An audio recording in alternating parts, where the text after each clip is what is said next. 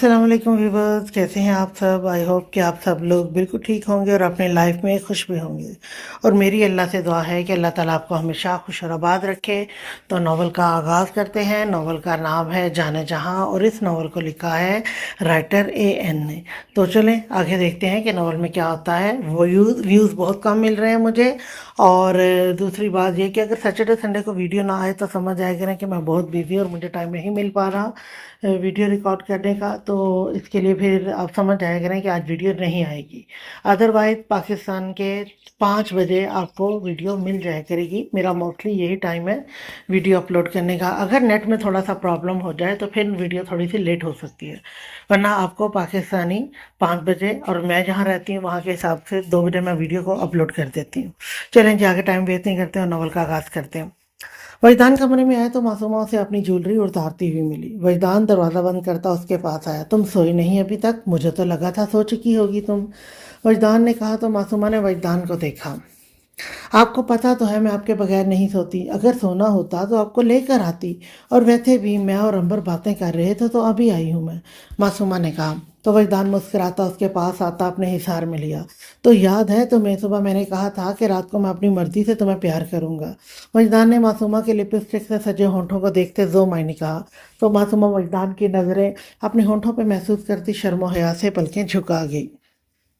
वजदान के होठों पे गहरी मुस्कुराहट आ गई, यानी उसे कोई एतराज़ नहीं था उसके प्यार करने से। वजदान मासूमा के गालों को छूता, मजबूती से मासूमा की कमर के गिर्द हिसार बनाता मासूमा के होठों पे झुका। मासूमा अपनी आंखें बंद कर गई। कपकपाते हाथ से वजदान की शर्ट को थामा। कुछ पल बाद ही वजदान पीछे होता मासूमा की बंद पलकें गुलाबी चेहरे को देखता मुस्कुरा दिया और नरमी से मासूमा के माथे पे होंठ रखे। चलो अब जाओ और जाकर चेंज कर लो, फिर सो जाए, वजदान ने मासूमा को अपने हिसार से निकालते कहा।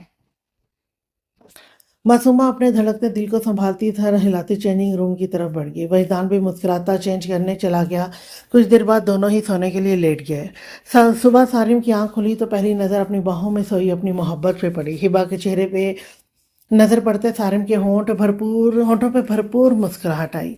सारिम ने झुकते हिबा के माथे को छूते हिबा के चेहरे पे आए बालों को पीछे किया और टाइम देखा जो सुबह के 8 बज रहे थे। हिबा उठ जाओ, सुबह हो गई और अगर ना उठी तो मुझसे नहीं बचोगी। सारिम ने हिबा के गाल पे अपने होंठ रखते जो मनी कहा। सारिम सोने देना, हिबा ने धीरे से नींद से बोझल आवाज में कहा। हिबा का तो जैसे कोई इरादा नहीं था उठने का। सारिम ने मुस्कुराते हिबा को देखा। हिबा मेरी जान उठो, देखो 10 बज गए हैं। सारिम ने हिबा को जानबूझकर 10 बजे का कहा, जानता था अब जरूर उठेगी। ओ वही हुआ था। हिबा ने जल्दी से आंखें खोली और साथ टाइम देखा जहां 8 बज रहे थे। हिबा ने खफगी से सारिम को देखा जो गहरी मुस्कुराहट होंठों में सजाता उसे ही देख रहा था। हिबा सारिम की बोलती नजरों से घबराती जल्दी से नजरें झुका गई। गुजरी शब याद करते गहरी लाली गालों पे छाई, जिसे देखते सारिम की मुस्कुराहट और गहरी हुई। सारिम क्या है, मुझे सोने दें। हिबा गुलाबी चेहरे के साथ खफगी से सारिम को कहा।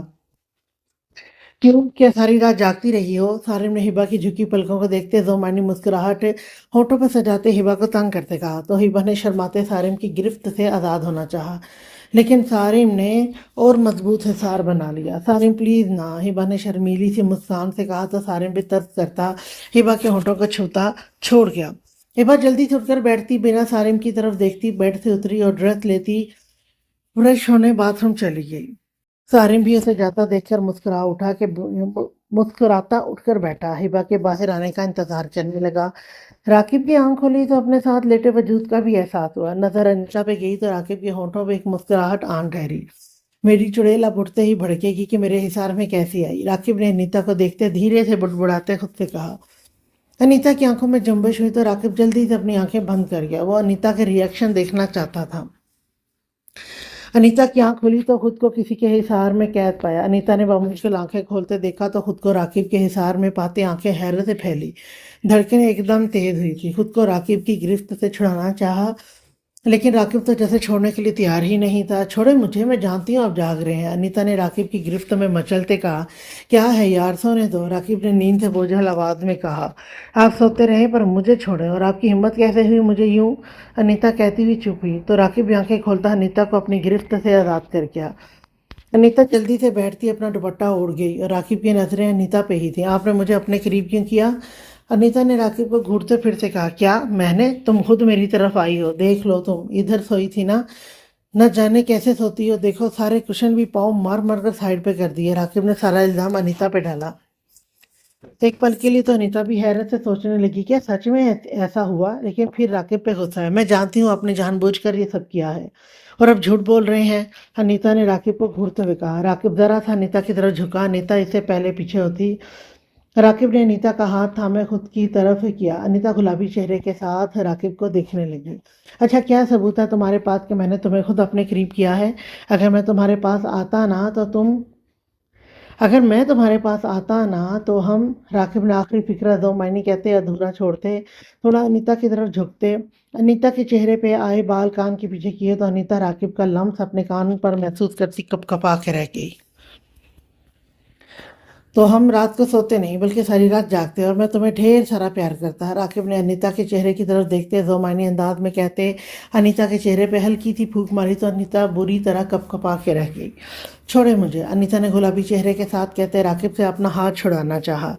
राकिब ने मुस्कुराते अनीता का हाथ छोड़ते बेड से उठ खड़ा हुआ और एक नज़र अनीता के सुर्ख चेहरे को देखते ड्रेस लेते फ्रेश होने चला गया। जिन कहीं के कितने बेशर्म हैं। अनीता राकिब के जाने के बाद खुद से बुड़बुड़ाते राकिब को कहने लगी। आज वलीमा था तो सभी अपनी अपनी तैयारियों में मसरूफ थे। आज भी हॉल में ही वलीमे की तकरीब रखी गई थी। कुछ देर बाद सभी तैयार होते हॉल की तरफ रवाना हुए। अनीता, हिबा, अंबर और मासूमा पार्लर जब तैयार होने गई थी जिन्हें सारिम ही छोड़कर आया था, और लेने वजदान ने अंबर और मासूमा को और सारिम ने हिबा को और राकिब ने अनीता को जाना था। वजदान पार्लर के बाहर खड़ा मासूमा और अंबर के आने का इंतजार कर रहा था कि इतने में वो दोनों भी आ गई। वजदान तो हर चीज़ भूल के मासूमा को देख रहा था, जो ब्लैक कलर की मैक्सी पहने बालों को पुश्त पे खुले छोड़े खूबसूरत से मेकअप में बहुत ही प्यारी लग रही थी। वजदान खुद भी ब्राउन कलर के 3 पीस सूट में हैंडसम लग रहा था। चलें हम, मासूमा ने कहा। तो मासूमा के कहने पे वजदान होश में आया। हाँ चलो, वजदान ने कहा। अंबर पीछे और मासूमा आगे बैठ गई तो वजदान भी ड्राइविंग सीट पे बैठता गाड़ी स्टार्ट कर गया। दिल तो कर रहा था कि मासूमा को अभी प्यार कर ले, लेकिन साथ अंबर थी इसलिए खुद पे जब्त करना पड़ा। कुछ देर बाद सभी हॉल में पहुंच चुके थे। हिबा ने आज ब्लड रेड कलर की मैक्सी पहनी थी, वो भी सारिम की पसंद की हुई। बालों को आज भी पुष्ट पे खुले छोड़कर मेकअप किए बेहद प्यारी लग रही थी। सारिम का तो हिबा को देख देख कर ही दिल नहीं भर रहा था। सारिम खुद भी 3 पीस में बेहद हैंडसम लग रहा था, और अनीता ने भी हाफ वाइट कलर की मैक्सी पहने कुछ बालों को कर्ल किए पुष्ट पे खुला छोड़कर मेकअप किए बेहद प्यारी लग रही थी। राकिब का तो दिल कर रहा था सबसे दूर ले जाए जहां वो और अनीता ही हो। सारा फंक्शन बहुत अच्छा जा रहा था, सभी अपनी अपनी खुश गप्पों में मसरूफ थे। मासूमा को भूख का एहसास हुआ तो वो कुछ खाने के लिए लेकर कुछ फासले पे पड़े टेबल पे बैठकर खाने लगी। वो जो कोई कब से मासूमा के अकेले होने के ताक़ुब में बैठा था। जल्दी से आसपास किसी को भी मासूमा की तरफ मुतवज्जो ना पाकर मासूमा की तरफ आने लगा। सारिम जब अपने दोस्तों के पास खड़ा था कि किसी शख्स को मासूमा की तरफ आते और उसे इधर उधर देखते मासूमा की तरफ आ रहा था। सारिम को मशकूक सा लगा था। सारिम जल्दी से मासूमा की तरफ आया था तो शख्स सारिम को इधर ही आता देखकर जल्दी से फरार हो गया। सारिम ने पीछे जाना चाहा लेकिन वो भाग चुका था। उसे छोड़ते सारिम मासूमा के पास आया था। मासूमा गुड़िया, यहाँ क्या कर रही हो? बैठी चलो सबके साथ चल के बैठो, सारिम ने मासूमा के पास आते कहा। भाई मैं खा रही थी और अभी जाती हूँ, मासूमा कहती उठ खड़ी हुई और अंबर के पास चली गई तो सारिम गार्ड के पास आया। तुम सब अपनी ड्यूटी सीखते क्यों नहीं निभा रहे? एक शख्स बिना इजाजत अंदर आ गया और तुम सब ने आराम से आने दिया। सारिम ने गुस्से से कहा। सर हमें लगा मेहमान है, एक गार्ड ने अभी इतना ही कहा कि सारिम बोल पड़ा। तुम्हें वो कहाँ से मेहमान लग रहा था? सारिम ने सख्त लहजे में कहा। क्योंकि उस शख्स का ड्रेस कुछ खास नहीं था, ना वो तैयार हुआ लग रहा था। सॉरी सर, आइंदा ख्याल रखेंगे, गार्ड ने कहा तो सारिम ने इन सबको जाने का इशारा किया। क्या मैं वजदान को बता दूं? सारिम ने सोचा। नहीं, बाद में बताऊंगा। सारिम ने फिर से खुद से सोचते कदम स्टेज की तरफ बढ़ाए। कैफ की नज़र बार बार अंबर पे जा रही थी जो चॉकलेट कलर की खूबसूरत सा फ्रॉक पहने बालों को पीछे किए मेकअप में बेहद प्यारी लग रही थी। कैफ खुद भी डार्क ब्लू कलर के थ्री पीस में बेहद हैंडसम लग रहा था। अंबर जो वहीदान को ढूंढ रही थी लेकिन उसे कहीं दिखाई नहीं दिया तो कैफ को खड़ा देखकर उसके पास आ गई ताकि वहीदान का पूछ सके। कैफ अंबर को खुद की तरफ आता देखकर दिल में खुश हुआ था। वो आपने भाई को देखा है, मुझे मिल नहीं रहे, अंबर ने कैफ के पास आते कहा जो उसे ही देख रहा था। हाँ, वो बाहर कोई ज़रूरी कॉल सुनने गया है। क्या कोई काम है? आता है तो मैं कहता हूँ उसे। कैफ ने कहा, जी वो मेरा मोबाइल गाड़ी में रह गया है, वो लेना है, अंबर ने बताया। ओके, मैं कह देता हूँ, कैफ ने कहा। तो अंबर मुस्कुरा दी और कैफ तो सब भूले उसकी मुस्कुराहट में ही खो गया। ठीक है, फिर मैं जाती हूँ और कह दीजिएगा, अंबर कहती वहाँ से चली गई और कैफ पीछे से जाता अंबर को देखने लगा। वहीदान जो भी आया था कैफ को यूं खड़ा देखकर उसके पास आया तो कैफ उसकी तरफ मतवजह होता उसे अंबर का पैगाम देने लगा। मासूमा थक चुकी थी इसलिए बिना ड्रेस चेंज किए आकर बेड पे पाँव नीचे लटकाए यूं ही लेट गई। वहीदान भी इसके पीछे ही 2 मिनट बाद अंदर आता उसे यूं लेटा देखकर मुस्कुराया और उसके पास आता बैठा। मासूमा की दूसरी तरफ हाथ रखता झुका और मासूमा के चेहरे का रंग पल में गुलाबी हुआ। क्या हुआ मेरी जान, यूं ही क्यों लेट गई, चेंज नहीं किया? वजदान ने मुस्कुरा के कहा तो मासूमा पलकें झुका गई। वो मैं बहुत थक गई हूँ इसलिए चेंज करने को दिल नहीं किया। मासूमा ने झुकी पलकों के साथ कहा तो मैं कुछ मदद करूँ ताकि तुम्हें चेंज न करना पड़े? वजदान ने धीमी मुस्कान होठों पर सजाते दो मैंने कहा तो मासूमा बिना वजदान की बात का मतलब समझे हैरत से वजदान को देखने लगी। वो कैसे? मासूमा ने हैरत से पूछा। वजदान मासूमा की बात पे गहरा सा मुस्कुराता मासूमा के चेहरे पे झुकता मासूमा की गाल को छुआ तो मासूमा के गाल और लाल हो गए। उसे छोड़ो, वैसे आज तो बहुत प्यारी लग रही हो, मेरी तो तुमसे नजर ही नहीं हट रही थी सारा दिन, वजदान ने कहा तो मासूमा अपनी तारीफ सुनती मुस्कुराती। वजदान ने मुस्कुराते झुककर मासूमा के होठों पर शिद्दत से बोसा देते पीछे होता मासूमा की शर्मो हया से झुकी पलकियों और सुर्ख चेहरे को देखता गहरा मुस्कुरा दिया। अच्छा चलो मैं छोड़कर आता हूँ, चेंजिंग रूम चेंज कर लो, वजदान ने कहा और खड़ा होता मासूमा को बाहों में भरता चेंजिंग रूम खड़ा करता बाहर निकला। कुछ देर बाद मासूमा चेंज करती मुंह हाथ धोकर बेड पे लेटे वजदान के पास आगे जो इतनी देर में खुद भी चेंज कर चुका था। वजदान मासूमा को अपने इशार में लेता सोने के लिए आंखें मूंद गया। मासूमा भी कुछ देर बाद ही सो चुकी थी। कहाँ जा रही हो जाने मन? सारिम ने कमरे में आते साथ हिबा को कहा जो ड्रेसिंग की तरफ जा रही थी। मैं चेंज करने जा रही हूँ, हिबा ने कहा तो सारिम ने घूर के देखा। साथ हिबा के पास आता हिबा की गिर्द हिसार बनाता अपने साथ लगा गया। तुम्हें किसने कहा कि मैं आज तुम्हें चेंज करने दूंगा? सारिम ने हिबा के चेहरे को नज़रों के हिसार में लेते कहा। देखिए सारिम, सच्ची मुझे बहुत नींद आ रही है, हमें सोना चाहिए। हिबा ने सारिम की गहरी नजर बोलती नज़रों से घबराते कहा। हरगिज नहीं, सोना कल, चाहे सारा दिन सोना, कोई नहीं रोकेगा, लेकिन आज मुझे प्यार करने दो। सारिम ने कहते हिबा को अपने बाजुओं में उठाते ही कदम बेड की तरफ बढ़ाए तो हिबा भी शर्माती सारिम के कंधे की गिर्द अपना हिसार बना गई। सारिम ने हिबा को बेड पे लेटाते उस पर झुका उसे गहरी नजरों से देखने लगा तो हिबा शर्माती पलकें झुका गई। बहुत प्यारी लग रही हो मेरी जान, सारिम ने कहते हिबा के माथे को छूते गालों को छुआ तो हिबा के चेहरे गुलाबी होने लग तो हिबा का चेहरा और गुलाबी होने लगा। दिल की धड़कन भी तेज होने लगी। सारिम ने हिबा की बंद पलकों को छूते अपने होंठ हिबा की ठोड़ी पे रखते गर्दन पे अपना लम्स छोड़ने लगा। हिबा शर्माती घबराती खुद को सारिम की पनाहों में सौंप गई और सारिम भी हिबा को अपनी मोहब्बत के हिसार में लेता गया।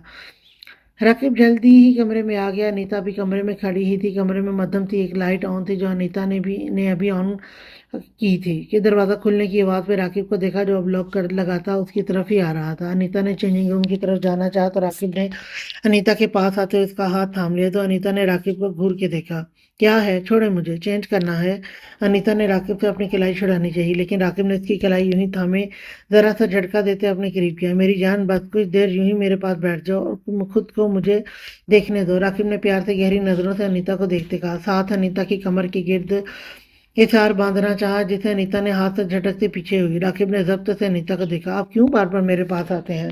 खबरदार जो मेरे पास आए तो, अनीता ने कहते कदम चेंजिंग रूम की तरफ बढ़ाए तो राकिब ने भी बिना देर किए अनीता के पास आते उसे अपने हिसार में ले गया।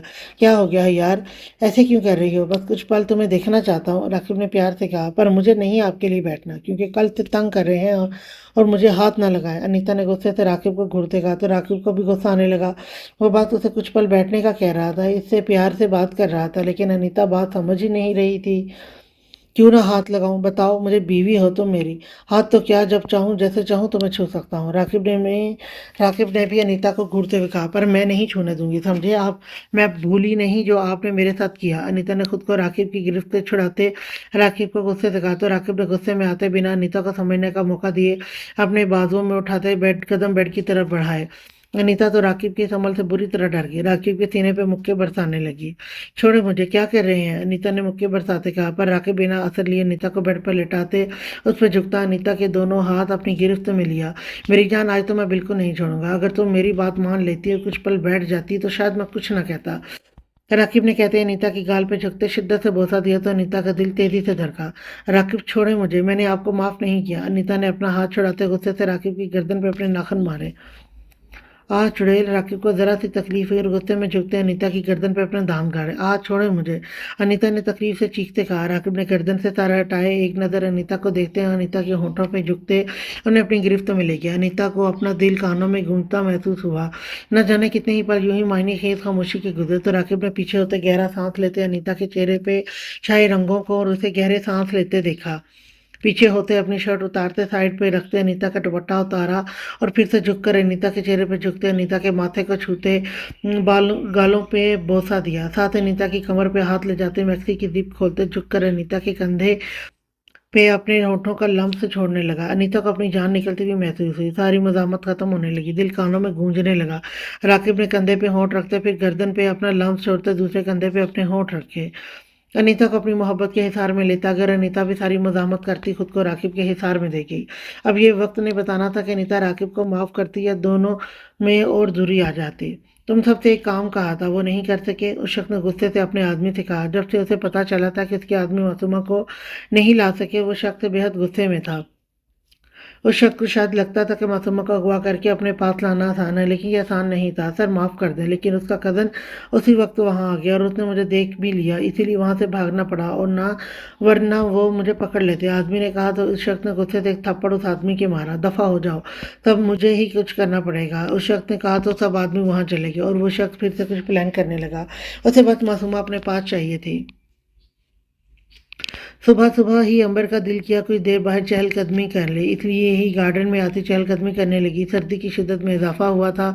अभी 7 ही बजे थे और बड़ों के अलावा कोई भी कमरे से बाहर नहीं आया था। कैफ जो अभी खुद भी कॉल सुनते बाहर आया था, अंबर को देखता उसके पास ही चला आया। सुबह सुबह ही अंबर का दीदार होना कैफ का मूड खुशगवार हो गया था। सुबह सुबह क्या कर रही हो यहाँ, कैफ ने अंबर के पास आकर कहा तो अंबर खोजे। जी वो मेरा दिल किया कुछ देर चहलकदमी कर लूँ इसलिए आ गई, अंबर ने कहा तो कैफ मुस्कुरा दिया। अच्छा मैं भी कुछ देर बाहर बैठने आया था, लेकिन चलो तुम्हारे साथ चहलकदमी करता हूँ। कैफ ने मुस्कुरा के कहा, अंबर भी मुस्कुरा दी और दोबारा चहलकदमी करने लगे तो कैफ भी उसके साथ चलने लगा। वैसे अब आगे क्या करने का इरादा है तुम्हारा, मतलब पढ़ोगी, कैफ ने बात करने का बहाना बनाया। जी पढ़ूंगी, भाई भी कह रहे थे। वैसे सच कहूँ मेरा दिल नहीं अब पढ़ने को, अंबर ने कहा तो कैफ मुस्कुरा दिया। तो कब शुरू करना है, अभी तो वैसे वैदान भी नहीं पढ़ने का कहेगा, कैफ ने कहा। जी अभी तो नहीं, 2-3 महीने बाद, अंबर ने कहा तो कैफ सर हिला गया। वैसे आप कब जा रहे हैं वापस, हम तो शायद 2-3 दिन तक चले जाएंगे, अंबर ने कैफ से पूछते अपना भी बता दिया।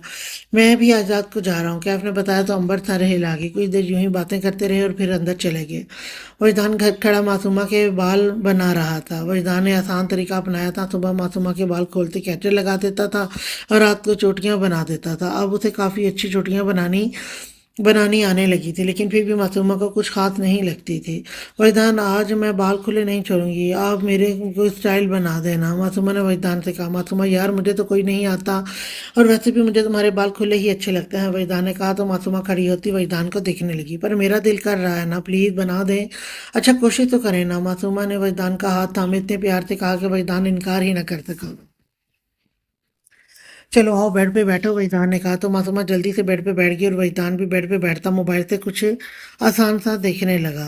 वहीदान, अगर आपसे नहीं बनेगा तो मैं अनीता आप ही से बनवा लूंगी, मासूमा ने वहीदान को देखते कहा। नहीं मैं कोशिश करता हूँ, ये देखो एक आसान मिल गया है, वहीदान ने कहा। तो मासूमा वो वीडियो देखने लगी जहाँ एक तरफ से थोड़े से बालों को रोल करके पिन लगाकर बाकी बालों को ढीली सी चोटी बनाई थी। वहीदान, ये तो बहुत आसान और इतना अच्छा भी नहीं, प्लीज़ कोई और देखिए, मासूमा ने कहा। तो वजदान ने घूर कर उसे देखा। वजदान के लिए तो ये भी मुश्किल था। नहीं, यही बनाऊंगा और तुम्हारे बाल सारा दिन तो मैंने ही देखने हैं, तुमने तो नहीं। तो इसलिए मुझे तुम पे जो अच्छा लगेगा वो ही बना दूंगा। वजदान ने मुस्कुरा के कहा। तो मासूमा भी पहले मुंह फुलाने लगी, लेकिन मुस्कुरा दी। वजदान भी इसे मनाता मानता देखकर मुस्कुरा दिया। ओके, बना दे, मासूमा ने कहा। तो वजदान भी मासूमा का रुख दूसरी तरफ करता बाल बनाने लगा। कुछ देर बाद कोशिश करने के बाद वजदान ने बना ही लिया था। देखो अब कैसा लग रहा है, वहीदान ने मासूमा से कहा। तो मासूमा ड्रेसिंग के सामने जाकर आईने में देखने लगी। बहुत अच्छे बनाए हैं आपने, मासूमा ने खुश होते कहा। तो वहीदान भी इसके पीछे आता उसे पीछे तो अपने हिसार में ले गया। तो उसके बदले मुझे क्या मिलेगा? वहीदान ने मुस्कुराते आईने में थे मासूमा के चेहरे को नजरों के हिसार में लेते गया, साथ अपनी छोटी मासूमा के दाएं कंधे पे रखी। और मासूमा वहीदान की नजरें और लहजा महसूस करती हया से पलकें झुका गई। अब उसे वहीदान का इस तरह कहना तो समझ आने ही लगा था। वहीदान ने मुस्कुराते मासूमा की हया से झुकी पलकें देखते दाएं गाल पे बोसा देते उसका रुख अपनी तरफ किया और अपने बाजों का इशार बनाता मासूमा की झुकी पलकें देखने लगा। वहीदान को मासूमा का यूं खुद से कभी भी दूर ना करना बेहद सुकून पहुंचाता था। वहीदान ये बात अभी तक समझ नहीं पाया था कि एक 18 साल की लड़की मियाँ बीवी के रिश्ते की अहमियत कैसे नहीं जानती, लेकिन उसे मासूमा का ना जानना भी बेहद अच्छा लगा था। उसे मासूमा के उसकी खुद की कही जो मायनी बातों पे चेहरे के नासमझी के तासुरात बेहद अच्छे लगते थे। वहीदान ने झुककर मासूमा के माथे पे होंठ रखते मासूमा की बंद पलकों पे बोसा दिया और फिर मासूमा के होंठों पे होंठ रख दिया। मासूमा का दिल तेजी से धड़कने लगा। वहीदान ने मजबूती से मासूमा की कमर के गिर्द हिसार बनाया। कुछ पल बाद वजदान पीछे होता मासूमा के चेहरे पर छाए हया के रंगों को देखता गहरा मुस्कुराता मासूमा का सर अपने सीने से लगाता कुछ देर यूं ही उसे अपने हिसार में लेता महसूस करने लगा। कुछ देर बाद दोनों कमरे से बाहर निकले थे। हिबा ड्रेसिंग के आगे खड़ी बालों को ब्रश कर रही थी। जब सारिम भी ब्रश होता शर्ट ले हिबा के पीछे आकर खड़ा होता मोहब्बत से हिबा को देखने लगा। हिबा के होंठों पर शर्मीली सी मुस्कुराहट आ गई जिसे देखते सारिम के लबों पे भरपूर गहरी मुस्कुराहट आ गई। सारे मुझे घूरना बंद करें और जल्दी से बाल बनाकर शर्ट पहने देखें। 8:30 हो गए हैं, सब बाहर हो गए होंगे, क्या सोचेंगे? हिबा ने बाल बनाते सारिम की तरफ देखते कहा। तो सारिम ने मुस्कुराते हिबा को अपने हिसार में लेते झुककर हिबा की गालों को छुआ। हिबा शर्माते नजरें झुका गई। मेरी जान, मैं घूर नहीं, प्यार भरी नजरों से देख रहा हूँ, सारिम ने कहा। तो हिबा भी मुस्कुरा दी। जानती हूँ, हिबा ने मुस्कुराते कहा। और वो सोचेंगे कुछ नहीं, सब जानते हैं अभी शादी हुई है और मियाँ बीवी को एक साथ ज़्यादा वक्त गुजारना चाहिए, सारिम ने मुस्कुराते कहा। तो हिबा के होंठों पर शर्मीली सी मुस्कुराहट आ गई। अब मुझे छोड़ें और तैयार तैयार हो, मुझे बहुत भूख लगी है, हिबा ने कहा। तो सारिम ने भी मुस्कुराते हिबा को छोड़ते बाल बनाते शर्ट पहनी और हिबा को लेता बाहर निकला। अनीता की आंख खुली तो खुद को राकिब के हिसार में पाया। गुजरी शब को याद करते राकिब से नाराजगी के बावजूद भी गालों पे हया की सुर्खी छाने लगी। दिल फिर से धड़कने लगा। गुस्से में एक मुक्का राकिब के सीने पे मारा तो राकिब की भी अपने सीने पे कुछ महसूस होते आंख खुल गई। नजर अपनी पनाहों में लेटी अनीता पे गई जो उसी की शर्ट में लेटी थी। अनीता ने एक नज़र राकिब की खुली आंख को देखते जल्दी से पलकें झुका ली। राकिब अनीता के चेहरे पे छाए हया के रंग देखता गहरा सा मुस्कुरा दिया। छोड़े मुझे, अनीता ने हल्की सी आवाज में कहा। तो राकिब ने अनीता की गिर्द बाजों का हिसार और तंग किया। अगर ना छोड़ूं तो, राकिब ने मुस्कुराते कहा। तो अनीता ने गुस्से में देखा। वो अलग बात थी कि राकिब की गहरी बोलती नज़रों में देखना मुश्किल था। जो आपने किया क्या वो काफ़ी नहीं है, छोड़ें आप मुझे, अनीता ने कहा। तो राकिब ने एक नज़र अनीता को देखते उसे छोड़ा। अनीता जल्दी से बैठती अभी बेड से उठी कि राकिब ने अनीता को नरमी से बाजुओं से थामा। अनीता, क्या मैंने रात गलत किया? बीवी हो तुम मेरी, तुम पे हक रखता हूँ, प्लीज़ मैं आज तुम्हारे चेहरे पे अपनी मोहब्बत के छाए रंग देखना चाहता हूँ और तुम यूँ गुस्सा करके इसे ख़त्म ना करो। गुस्सा होना है तो कल करना, आज बस मेरी मोहब्बत को याद करो, राकिब ने बेहद नरमी से कहा। तो अनीता भी एक पल के लिए राकिब की आंखों में देखती खोने ही सी लगी। राकिब की मोहब्बत याद करते चेहरे पे फिर से हया के रंग छाने लगे, जिसे देखते राकिब के लब भी मुस्कुरा दिए। राकिब ने मुस्कुराते झुककर अनीता के माथे को छूते गालों पे बोसा देते पीछे हुआ। हाँ, राकिब को रात पहले ही गुस्सा आया था, लेकिन बाद में तो वो अनीता में खोता सब भूलने लगा था। याद था तो सिर्फ इतना कि उसकी मोहब्बत उसके हिसार में है। जाओ फ्रेश हो जाओ, फिर मैं हो जाऊंगा, राकिब ने कहा। तो अनीता भी नजरें झुकाती सर हिलाती फ्रेश होने चली गई। तो अनीता सिर्फ वक्ती मुझसे नाराज है, इंशाल्लाह मैं अपनी मोहब्बत से मना लूंगा, राकिब ने दिल में सोचा और इस सोच पे पुरसकून हुआ। वजदान जो कासिम की कॉल सुन रहा था और मासूमा उसके पास ही बैठी थी, वो दोनों अभी कमरे में आए थे। कॉल रखते वजदान मासूमा की तरफ मतवज्जो हुआ जो शायद बात करना चाहती थी। मेरी जान ने कुछ कहना है मुझे, जिदान ने मासूमा को अपने इशार में लेते उसके बालों पे मोहब्बत से बोसा देता पूछा। तो मासूमा सर हिला गई। जी एक बात है, मासूमा ने कहा। कौन सी बात बताओ मुझे, वजदान ने पूछा। वो मैं अपने मम्मा पापा की कब्र पे जाना चाहती हूँ, प्लीज़ आप ले जाएंगे, मासूमा ने कहा। वजदान मासूमा की आवाज़ में उदासी साफ महसूस कर सकता था। वजदान ने उसे अपने साथ और मजबूती से लगाकर उसे अपने होने का एहसास दिलाया। हाँ मेरी जान, क्यों नहीं, आ ही जाते हैं कुछ देर तक, ठीक है। वजदान ने कहते मासूमा का चेहरा हाथों में थामते माथे पे बोसा हो गया। चलो आओ कुछ देर बाहर सबके साथ बैठते हैं, फिर हम जाएंगे। वजदान कहता मासूमा को अपने साथ खड़ा करता कमरे से निकला। वजदान मासूमा को एक पल भी उदास नहीं देख सकता था। मासूमा, अनीता, अंबर और हिबा बैठी बातें कर रही थी। वजदान और सारिम भी वहीं बैठे थे। जब सारिम वजदान से बोला, वजदान ज़रा बाहर आना, मेरी बात सुनना। सारिम वजदान से कहता बाहर को बढ़ा तो वजदान भी सारिम के पीछे चला गया। हाँ बोल, क्या बात है, वजदान ने जाते सारिम से पूछा। यार वो कल हॉल में कुछ शख्स था जिसकी हरकत मुझे मशकूक लगी। मुझे लगा जैसे वो मासूमा के ताक़ुब में हो। सारिम ने वजदान से कहा तो वजदान भी परेशान हो गया। यार कल क्यों नहीं बताया, और वो कौन हो सकता है, वजदान ने परेशानी से कहा। वजदान एकदम मासूमा के लिए बेहद फिक्रमंद हुआ था। कल इसलिए नहीं बताया क्योंकि इस वक्त मैं सिक्योरिटी सख्त कर गया था और पता नहीं कौन था वो, लेकिन अब हमें मासूमा का ख्याल रखना चाहिए और हम पता करवाते हैं आखिर है कौन वो, सारिम ने कहा। हाँ यार, मैं पूरा ख्याल रखूंगा, मासूमा को किसी मुसीबत में नहीं जाने दूंगा, वहीदा ने पूरे दिल से कहा था। तो सारे मुस्कुरा दिया। आपी, ये आपकी गर्दन पे क्या हुआ है, मासूमा ने अनीता की गर्दन की तरफ देखते कहा। तो अंबर और हिबा की नज़र भी पड़ गई। राकिब जो अभी लॉन्च में दाखिल हुआ था, मासूमा की बात सुनते अनीता पे नज़र गई तो अपने अमल पे बेहद शर्मिंदा हुआ। अनीता ने भी एक खफा नज़र राकिब पर डाली तो राकिब नज़रें फेरता वहां से चला गया। अंबर के होंठों पे मुस्कुराहट आ गई। हिबा भी मुस्कुरा दी और अनीता शर्मिंदा होती जल्दी से दुपट्टा सही करने लगी।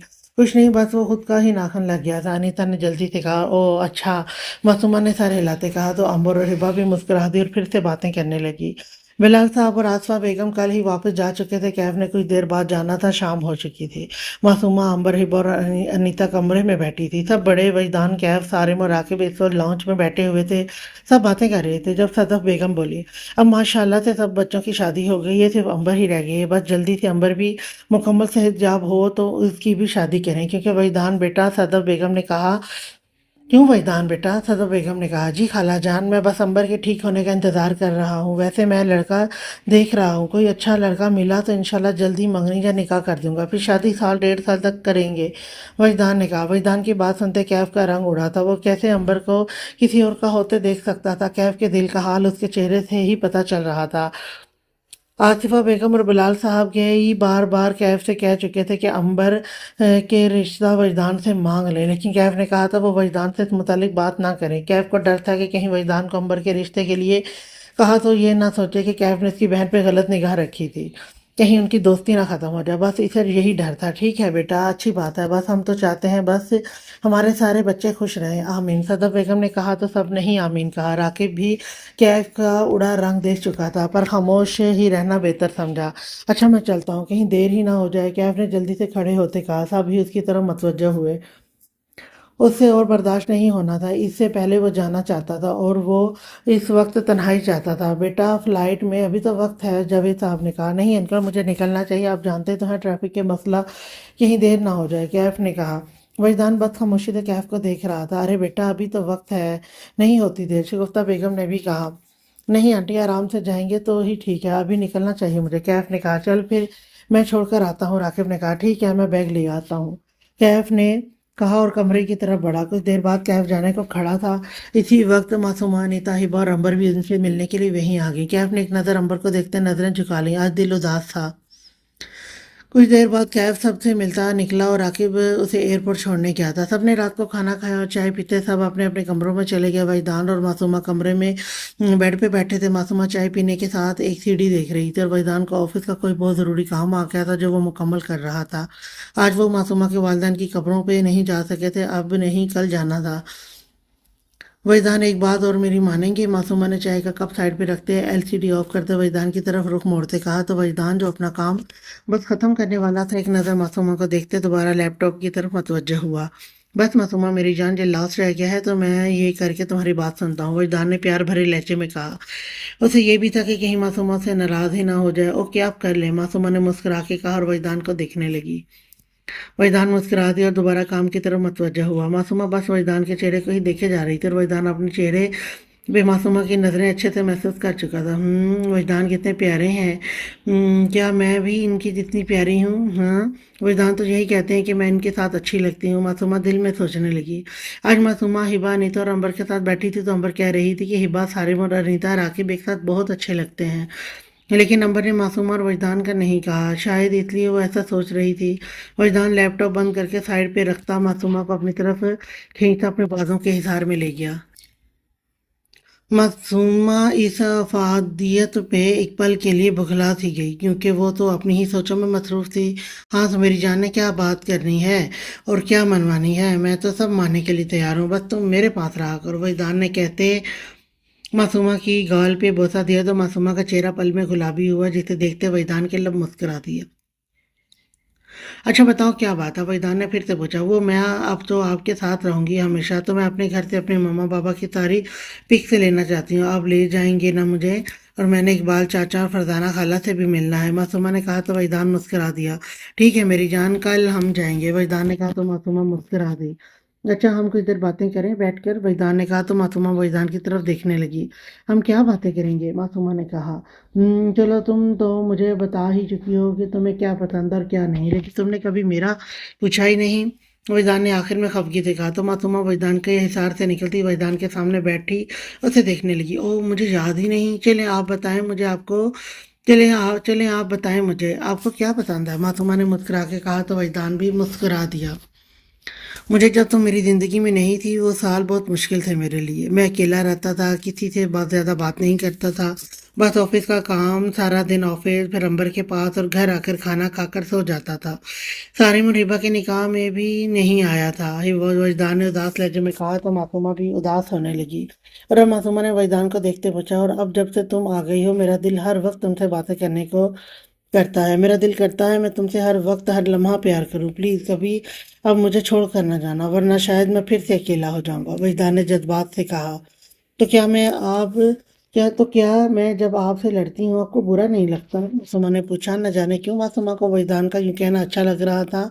नहीं बिल्कुल नहीं, तुम लड़ती ही कब हो? बस कुछ देर के लिए खफा होती हो, वजदान ने मुस्कुरा के कहते मासूमा के नाक पे होंठ रखते कहा तो मासूमा का चेहरा गुलाबी हो गया। और कभी छोड़ेंगे भी नहीं ना मुझे? अकेला नहीं करेंगे? मम्मा पापा भी चले गए मुझे छोड़कर, और वो भी चले गए, आप तो नहीं जाएंगे ना? मासूमा ने पूछा। लहजे से छाई उदासी और डर वजदान अच्छे से महसूस कर चुका था। वजदान ने जल्दी से मासूमा को अपने सीने से लगाया। नहीं मेरी जान, मैं कभी नहीं छोड़कर जाऊंगा, हमेशा तुम्हारे साथ रहूंगा, वजदान ने प्यार से कहा तो मासूमा को सुकून हुआ। मैं भी कभी नहीं छोड़ूंगी, मासूमा ने वजदान से कहा तो वजदान का दिल बेहद पुरसकून हुआ था। वहीदान ने मासूमा को और करीब किया, दिल था अभी सारी शिद्दतें मासूमा पर निछावर कर दे। वहीदान ने धीरे से मासूमा को लिटाते पे झुकते माथे पे बोसा देते गालों को छुआ। मासूमा शर्मो हया से पलकें गिरा गई। वहीदान ने मासूमा के होंठों पे अपने लब रखते अपनी गिरफ्त में ले गया और मासूमा का दिल तेजी से धड़कने लगा। वहीदान को खुद से ही डर लगने लगा। वो जानता था मासूमा जो अचानक घबरा जाएगी, इसलिए नरमी से मासूमा के होंठों को आज़ाद करता पीछे हुआ। अब अच्छा अब हम सो जाएं, काफ़ी रात हो गई है, वजदान ने कहा तो मासूमा धड़कते दिल और सुर्ख चेहरे के साथ झुकी पलकों के साथ सर हिला गई। वजदान भी लेटता मासूमा को अपने हिसार में ले गया। सारा दिन राकिब और अनीता की कोई बात तो नहीं हुई थी, लेकिन राकिब सारा दिन जब जब अनीता उसके सामने आई, राकिब को उसके चेहरे पर अपनी मोहब्बत के रंग दिखाई दिए थे जो राकिब के दिल को सुकून दे रहे थे। और अनीता जब जब राकिब को देखती चेहरे पे हया की लाली उसके चेहरे पे खुद ब खुद ही छा जाती थी। अब राकिब कमरे में आया तो अनीता को बेड पे लिहाफ ओढ़े लेटा देखकर खुद भी ट्राउजर शर्ट पहनते आकर बेड पे अनीता के बेहद करीब बैठता, अनीता का हाथ थामता। अनीता राकिब को कमरे में महसूस कर चुकी थी, बस आंखें मूंदे ही लेटी थी। राकिब के हाथ पकड़ने पे आंखें खोले उठकर बैठने लगी तो राकिब ने इसे कंधे से थामे दोबारा लेटा दिया। अनीता पलकें झुकाए लेट गई। राकिब ने अनीता का हाथ अपने होंठों से लगाते अनीता को देखा, जिसका चेहरा सुर्ख था। सॉरी अनीता, जो मैंने तुम्हें रात को जख्म दिया ना जाने मुझे क्या हो गया था, राकिब ने कहा। साथ अपना हाथ के अंगूठा अनीता की दाईं तरफ गर्दन पे अपने दिए जख्म पे धीरे से फेरा तो अनीता के दिल एकदम धड़का। छोड़े, मुझे नींद आ रही है, अनीता ने कहते राकिब का हाथ पीछे करने के लिए राकिब के हाथ पे हाथ रखते पीछे करना चाहा। तो क्या तुमने मुझे उसके लिए भी माफ़ नहीं किया। राकिब ने बिना हाथ हटाए नरमी से कहा, वो पहले ही माफ़ नहीं कर रही थी और अब राकिब एक और तकलीफ दे चुका था। कर दिया है प्लीज़, मुझे हाथ कर दिया है प्लीज़, मुझे हाथ पीछे पीछे कर ले, मुझे नींद आ रही है, अनीता ने राकिब से धीरे से कहा। अनीता को राकिब के हाथ का लम्स गर्दन पे महसूस होता। दिल की धड़कनें अजीब शोर मचा रही थी जो अनीता शायद नहीं चाहती थी या वो समझ नहीं पा रही थी। राकिब अनीता की बात पे मुस्कुरा दिया, झुककर गर्दन पे जख्म पे अपने होंठ नरमी से रखे। अनीता हया से आंखें बंद कर गई। राकिब को पीछे करते उससे पहले ही राकिब पीछे होता शर्ट उतारने लगा तो अनीता का दिल उसे देखकर धड़कना भूल गया और राकिब अनीता के चेहरे के तासुरात देखकर भरपूर मुस्कुरा दिया। यार अपनी आदत से मजबूर हूँ इसलिए उतार रहा हूँ, वरना सारी रात मुझे नींद नहीं आएगी। राकिब ने मुस्कुराते कहा तो अनीता घूर कर रह गई तो फिर जल्दी से अपना रुख मोड़ गई। राकिब ने शर्ट उतारते अनीता को कंधे से थामते सीधा किया और उसे के गले में दुपट्टा उतारते साइड पे रखने लगा। ये क्या कर रहे हैं, मेरा दुपट्टा दें। अनीता ने दुपट्टा पकड़ते कहा तो राकिब ने घूरी से अनीता को देखा। यार अब क्या फ़ायदा वो इस दुपट्टे का, अब हमारे दरमियान कौन सा पर्दा बाकी है। राकिब ने गहरी मुस्कुराहट होठों पर सजाते कहा और साथ अनीता के लिहाफ में ही लेट गया। अनीता राकिब की ज़ोमानी बात और लेटने पे गुलाबी हो गई। राकिब ने अनीता की कमर के गिर्द बाजू का हिसार बनाया, अपने साथ लगा गया तो अनीता ने मजामत करनी चाहिए। छोड़े मुझे, अपनी तरफ जाकर सोने दें। अनीता ने राकिब से खुद को छुड़ाते कहा तो राकिब एकदम अनीता पे झुका। अनीता का दिल कानों में गूंजने लगा। अगर तुम खामोशी से ना लेटी तो मुझसे कोई अच्छी उम्मीद ना रखना कि मैं छोड़ दूंगा, राकिब ने कहते अनीता की गालों पे शिद्दत से बौसा दिया। अनीता के पहले सुर्ख गाल और गुलाबी हो गए। राकिब पीछे होता गहरी नजरों से अनीता के चेहरे को देखने लगा। अच्छा अच्छा ना सोते हैं, अनीता ने जल्दी से राकिब की गहरी बोलती नजरों से घबराते कहा तो राकिब भी मुस्कुरा दिया, झुककर अपने होंठ अनीता के होंठों पर रख गया। अनीता धड़कते दिल के साथ आंखें बंद कर गई। कुछ पल यूं ही मायने खेज खामोशी के गुजरे तो राकिब पीछे होता अनीता के हया से सुर्ख नारी हुए गाल देखता, गहरी मुस्कुराहट होठों पे सजाता पीछे होता अनीता को अपने हिसार में लेकर लेट गया। चलो सो जाओ, अब पता चल ही गया होगा वरना मैं क्या करने का इरादा रखता हूँ, राकिब ने जोमानी कहा तो अनीता भी धड़कते दिल के साथ खामोशी से आंखें मूंद गई। जिसे राकिब देखते जिसे देखते राकिब के लब मुस्कुरा दिए, झुककर अनीता के माथे का छूता सोने के लिए आंखें बंद कर गया। बॉस बीआर और अली फ्लैट में बैठे थे, डीके नहीं था। यार पता नहीं कब हम अपने मकसद में कामयाब होंगे, कब वो होगा जो हम चाहते हैं, बीआर ने गुस्से से कहा। वो लाहौर भी डेविल को पकड़ नहीं पाए थे। सही बात है, पता नहीं यार, लेकिन कहते हैं ना देर आए दुरुस्त आए। इंशाल्लाह हम अपने मकसद में एक दिन ज़रूर कामयाब होंगे और इस डेविल को उसके अंजाम तक पहुंचाएंगे, अली ने पुरअज़म होते हुए कहा। इंशाल्लाह, बीआर ने कहा और बॉस की तरफ मतवज्जो हुए, जो पुरसोच खामोश बैठा था। क्या सोच रहे हो, अली ने कहा। अपनी मोहब्बत के बारे में, बॉस ने कहा तो बीआर और अली खामोश होकर रह गए। बॉस मासूमा को लेकर परेशान था। अली और बीआर जानते थे लेकिन वो कर भी क्या सकते थे। सब बाहर लाउंज में बैठे थे। हिबा किसी वजह से कमरे में आई तो सारिम जो कब से इशारों इशारों से हिबा को लग जाने का को कह रहा था, खुद भी जल्दी से हिबा के पीछे आ गया। हिबा भी सारिम के इशारे खूब समझ रही थी लेकिन जानबूझकर इग्नोर कर रही थी। सारिम हिबा के पीछे कमरे में आता, दरवाज़ा बंद करता, हिबा के पास आता, हिबा को अपने हिसार में ले गया। हिबा के लबों पे मुस्कुराहट आ गई। हिबा यार ये क्या बात हुई, मैं कब से तुम्हें इशारा कर रहा हूँ कि सबके पास से उठो लेकिन तुम मेरे इशारा ही नहीं समझ रही। सारिम ने खफगी से कहा तो हिबा हंस दी, जैसे जिसे देखते सारिम घूर कर रह गए। यानी वो जानबूझकर उसे तंग कर रही थी। अच्छा तो मेरी प्यारी सी बीवी मुझे तंग कर रही थी, अब तो मैं नहीं छोड़ने वाला, सारिम ने कहते मजीद हिसार तंग किया तो हिबा के लब पे शरारती मुस्कुराहट की जगह शर्मीली सी मुस्कान आ गई। मजाक कर रही थी सारिम, आप भी तो मुझे कितना तंग करते हैं, मेरा भी दिल किया तो कर दिया। हिबा ने सारिम के ऊपर वाला खुला बटन बंद करते कहा। सारिम ने हिबा पर झुक के उसके माथे पे होंठ रखे। क्यों नहीं, जब चाहो तो मजाक करो पर कभी भी मुझसे दूर न जाना, सारिम ने मोहब्बत से कहा। कभी नहीं सारिम, आप क्यों बार बार दूर जाने की बात करते हैं, मैं हमेशा आपके साथ रहूंगी, हिबा ने कहा तो सारिम ने हिबा को अपने सीने से लगाया। अच्छा सारिम अब छोड़ें, बाहर चलते हैं, कुछ देर सबके साथ बैठे और हिबा ने कहा। सारिम ने हिबा का सर ऊंचा करते अपने सामने किया। इसे तो नहीं जाने दूंगा, ऐसे तो नहीं जाने दूंगा, इससे पहले मुझे कुछ देना होगा, सारिम ने हिबा के होंठों पे अपना अंगूठा फेरते कहा तो हिबा की शर्मो हया से पलकें झुक गईं। ठीक है फिर मैं भी नहीं जाने दे रहा, सारिम ने हिबा को खामोश शर्माते देखते कहा। अच्छा आप पहले आंखें बंद करें, हिबा ने शर्माते कहा तो सारिम ने जल्दी से आंखें बंद कर ली। लो कर ली, सारिम ने आंखें बंद करते कहा। हिबा ने अपना चेहरा सारिम के मुकाबले करते अपनी आंखें बंद करती, जल्दी से सारिम के गाल पे होंठ रखते पीछे होती, शर्म से नजरें झुका गई। सारिम को अपने गाल पे हिबा के होंठों का लम्स महसूस होते, लब मुस्कुरा उठे। अच्छा अब छोड़े ना, मुझे जाने दें, हिबा ने नजरें झुकाते कहा तो सारिम ने भी हिबा को अपने हिसार से निकाला। चलो आओ बाहर चलें, सारिम ने हिबा के गुलाबी चेहरे के हिसार में लेता कहता हिबा का हाथ थामे बाहर को बढ़ा। मासूमा जाओ, तैयार होकर आ जाओ, हम फिर चलें, वहीदान ने मासूमा से कहा तो सभी वहीदान की तरफ मतवजह हुए। जी अभी आती हूँ, मासूमा कहती बिना देर किए कमरे की तरफ बढ़ी तो सब वहीदान की तरफ मतवजह हुए। कहाँ जा रहे हो वहीदान, राकिब ने पूछा। वो मैं और मासूमा चाचू और आंटी की कब्रों पर जा रहे हैं। मासूमा जाना चाह रही थी, वहीदान ने कहा तो सब खामोश हो गए। अच्छा बेटा उसका ख्याल रखना, मासूमा कब्रों पर जाकर ज़्यादा परेशान हो जाती है, साकिब साहब ने कहा। जी मैं ख्याल रखूंगा, आप फिक्र ना करें, वहीदान ने कहा तो सब पुरसकून हो गए। इतने में मासूमा भी आ गई तो वहीदान उसकी तरफ मतवज्जा हुआ। चले हम, मासूमा ने आते साथ कहा। हाँ चलो, वहीदान ने कहा तो मासूमा वहीदान के पास आती वहीदान का हाथ थाम गई, जिसे देखते सबके लब ही मुस्कुरा दिए और दिल से दोनों की खुशियों की दुआ करने लगे। वहीदान भी मुस्कुराता मासूमा को लेता बाहर को बढ़ा। वहीदान और मासूमा कब्रिस्तान पहुंचे तो मासूमा अपने वालिदैन की कब्रों पे पास बैठकर रोने लगी। वहीदान भी जल्दी से उसके पास बैठकर उसे दिलासा देने लगा। मासूमा ऐसे रोगी तो तुम्हारे मम्मा बाबा की रूह को तकलीफ होगी, क्या तुम चाहती हो तुम्हारी वजह से उन्हें तकलीफ हो, वहीदान ने प्यार से कहा। तो मासूमा ने जल्दी से नफ़ी में सर हिलाए। नहीं पर मैं क्या करूं, क्यों मम्मा बाबा चले गए मुझे छोड़कर, मुझे उनकी बहुत याद आती है, मासूमा ने रोते हुए कहा। सब्र करो मासूमा और अपने वालिदैन के लिए दुआ करो, उठो शाबाश, वजदान ने मासूमा का बाजू थामे खड़ा किया। वजदान जो फूल लेकर आया था डालने लगा तो मासूमा भी पकड़ कर डालने लगी। दोनों ने कब्रों पर फूल डाले और दोनों खड़े होकर दुआ करने लगे। कुछ देर वजदान ने मासूमा को खड़े रहने दिया, फिर उसे वापस ले गया और गाड़ी में बैठता खुद भी बैठा। मासूमा ये थोड़ा सा पानी पी लो, वजदान ने मासूमा की आंखों में आंसू देखते पानी की बोतल दी। मासूमा ने पकड़कर एक घूंट भरते हुए वापस वजदान को दे दी। वजदान ने पानी रखते गाड़ी स्टार्ट की और एक नज़र खामोश बैठी आंखों में नमी लिए मासूमा को देखा।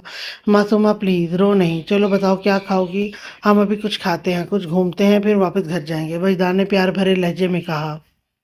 नहीं मेरा किसी चीज़ को दिल नहीं कर रहा, हम घर चलते हैं, मासूमा ने कहा तो वजदान कुछ पल के लिए खामोश हो गया। वजदान मासूमा का उदास तो हरगिज नहीं देख सकता था। कुछ देर बाद वजदान ने गाड़ी एक होटल के बाहर रोकी और गाड़ी से निकलता मासूमा की तरफ आता दरवाज़ा खोला। चलो और कुछ खा लेते हैं, वजदान ने मासूमा को हाथ थामते कहा। नहीं वजदान, सच्ची नहीं दिल, मासूमा ने कहा, पर मुझे सच्ची बहुत भूख लगी है, चलो आओ कुछ खा लें, वजदान ने मस्कीन सी सूरत बनाते कहा तो मासूमा वजदान को ऐसा कहता ऐसा और सूरत देखती मुस्कुरा दी और बाहर निकली। वजदान भी मासूमा को मुस्कुराता देखकर मुस्कुरा दिया। चलो बताओ क्या खाओगी, वजदान ने मासूमा से पूछा। मेरा सब फेवरेट, मासूमा ने बताया तो वजदान घूर कर रह गया। मासूमा मेरी जान, लगता है तुम खा खा के गुब्बारा बन जाओगी, वजदान ने मासूमा को तंग किया तो मासूमा का मुंह बन गया। आपको मैं मोटी लगती हूँ, मुझे नहीं करनी आपसे बात, खाने को लेकर ही क्यों आए थे फिर, अगर मैं आपको गुब्बारा लगती हूँ तो, मासूमा ने मुंह बनाते कहा तो वहीदान उसे मुंह बनाता देखकर मुस्कुरा दिया, लेकिन मासूमा की नाराज़गी भी मोल नहीं ले सकता था। यार मैं तो मजाक कर रहा था, जो मर्जी खाओ और जितना मर्जी, तुम तो मुझे मोटी भी क्यूट ही लगोगी और मुझे जितना प्यार आता है इतना ही बाद में भी आएगा, वहीदान ने मुस्कुरा के कहा तो मासूमा भी मुस्कुरा दी।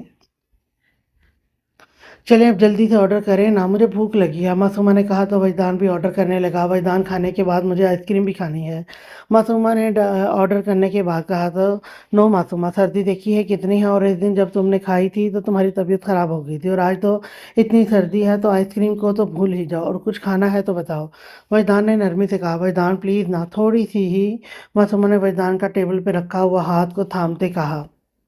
वहीदान गहरा सांस लेकर रह गया। अब मासूमा उसे इतने प्यार से मना रही थी, उसका दिल भी नहीं कर रहा था कि मना करे, और वो आज पहले भी उदास थी। ओके बस थोड़ी सी, ज़्यादा नहीं, वहीदान मान ही गया था और मासूमा खुश हो गई। जी ठीक है, आप बहुत अच्छे हैं, मासूमा ने खुश होते कहा तो वहीदान मुस्कुरा दिया। चलो खाना खाओ, ठंडा हो रहा है, वहीदान ने कहा। मासूमा भी खाने की तरफ मतवज्जा हुई। वजदान भी मासूमा को खाता देखकर खुद भी खाने की तरफ मतवज्जा हुआ। उसके बाद वजदान ने मासूमा के लिए आइसक्रीम मंगवाई, जिसे देखकर मासूमा का मुंह बन गया, क्योंकि वो थी ही थोड़ी थी। वजदान ये इतनी थोड़ी है, मासूमा ने मुंह बना के कहा। मेरी जान, तुमने खुद कहा था थोड़ी थी, और ये है, बहुत ज़्यादा नहीं खाने दे सकता, तुम्हारी सेहत के मामले में नो कॉम्प्रोमाइज़, वजदान ने कहा तो मासूमा भी खाने लगी कि कहीं ये भी वापस ही ना हो जाए। आप बहुत कंजूस हैं। मासूमा ने वजदान को देखते कहा तो वजदान मुस्कुरा दिया। तुम्हारे लिए नहीं, बस ये आइसक्रीम नहीं मिलने वाली, और अब जल्दी से खाओ तो हम कहीं कुछ देर घूमेंगे और तुम्हारे घर कल जाएंगे तुम्हारे मामा पापा की पिक्स लेने, ठीक है? वजदान ने कहा जी ठीक है। मासूमा कहती आइसक्रीम खाने लगी। कुछ देर बाद दोनों खाते होटल से निकले। कुछ देर घूमने फिरने के बाद वो दोनों घर आ गए थे। सभी मासूमा को ठीक देखकर पुरसकून हुए थे। आज के लिए इतना ही। नेक्स्ट एपिसोड लेकर मैं फिर आऊँगी, तब तक के लिए अल्लाह हाफ़िज़।